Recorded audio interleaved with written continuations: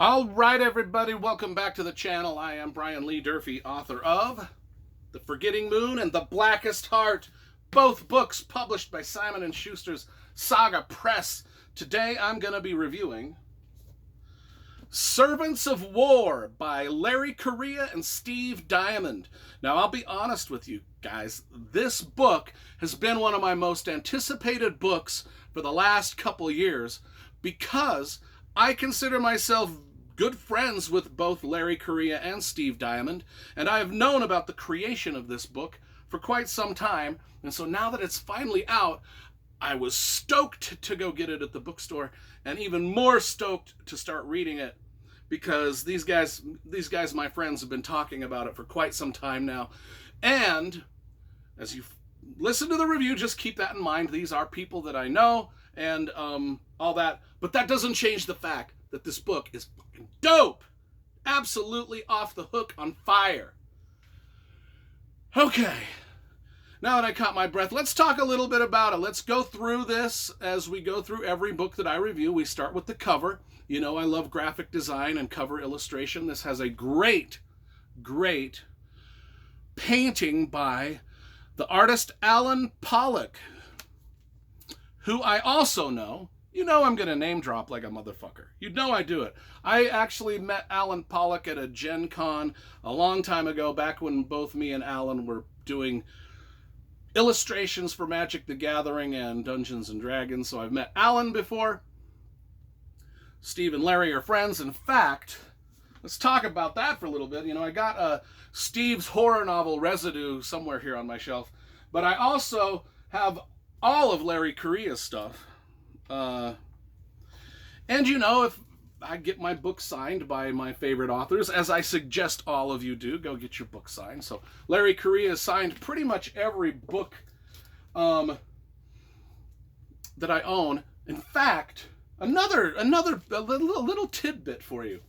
The same guy that narrated my books for Audible.com, his name is Tim Gerard Reynolds, also narrated Larry Correia's Son of the Black Sword, his Forgotten Warrior series.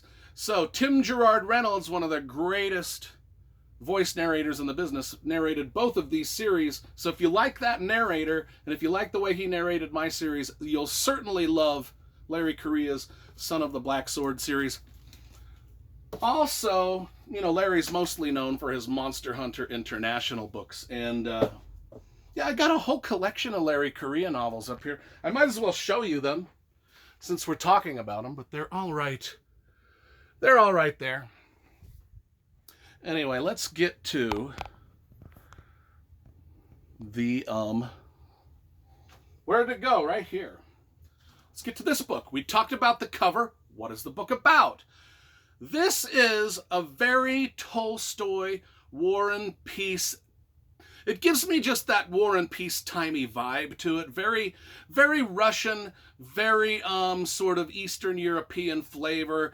It's like World War I trench warfare stumbled into the War and Peace type setting, along with a lot of just it's just got heavy dashes of Clockwork Funhouse, bloody grim, gruesome horror elements to it.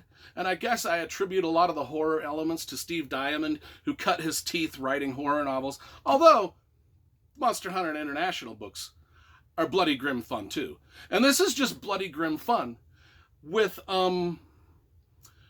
warfare, fantasy, trench warfare, fantasy characters. It's got sort of the trappings of your well, let's just talk from the beginning, because this has got a few cliches built into it, but are twisted really wonderfully. And the first cliche is, of course, Ilarion, our orphaned farm boy at the very beginning. You know, he's in the very beginning, we meet him and his friend Balin and Hannah, and they're kind of talking about, you know, they live up in the north, way away from the big cities and all the wars, and they're just hacking a living out of the wilderness. And Balin is talking about, I want to leave this place because it sucks. I want to go have adventures. And Ilarion is kind of like, no, I kind of like the simple life. And then the entire village gets slaughtered right at the get-go. And Ilarion is now wondering if, after a few little bits of pagan witchcrafty magic things start happening, he starts to believe that maybe the village was destroyed because of him, so he flees to the south towards the war-torn areas. And that's where we meet a bunch of other characters. And that's where the novel really starts to find its footing, and it really starts to propel us forward into some great political intrigue, some super dope characters and creatures and action and set pieces and all sorts of other things that just are sort of wandering around this like War and Peace type place. We meet Kristoff first. He's part of the secret police unit of one of these of Kolakovia, and this is where we kind of get hints of the main world building that takes place in the novel, where we learn about the religion, the Three Sisters, the Cursed. We learn a lot of stuff through Kristoff's eyes about just the landscape and the cities that we are going to be adventuring through. And it starts to get really interesting because the imagination of both Larry and Steve is just, I mean, they're dialing everything up to 11. You can tell these guys are having fun writing this book together because they're like, we don't care. You can tell they're thinking, we don't care what wild, crazy idea we have. We're going to slap it into this book and see if it sticks.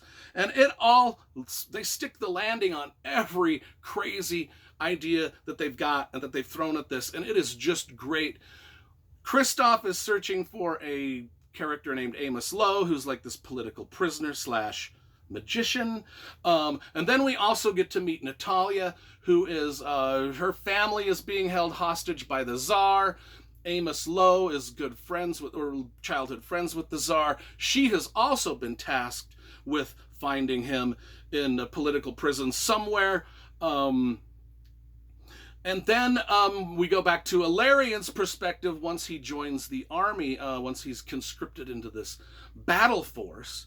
And that is, again, once that happens, Steve Diamond and Larry Correia even level up their storytelling chops by putting us in this battle training thing, which is very reminiscent of books like The Forever War or Starship Troopers, or even Ender's Game or The Old Man's War, where people enter into a battle school and they spend a good portion of the book in the battle school, which we do spend a fair amount of time in this battle school learning how to fight in these suits of armor that are just badass, for lack of a better word.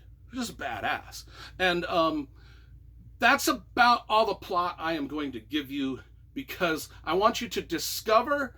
I didn't describe many of the creatures or anything that is happening in here because I want you to discover all of those things on your own, or much of the political intrigue, because this is a spoiler-free review. I think one of the best descriptions of the book, and we'll leave you with this, is just on the back here, and it is, there's horror in the trenches.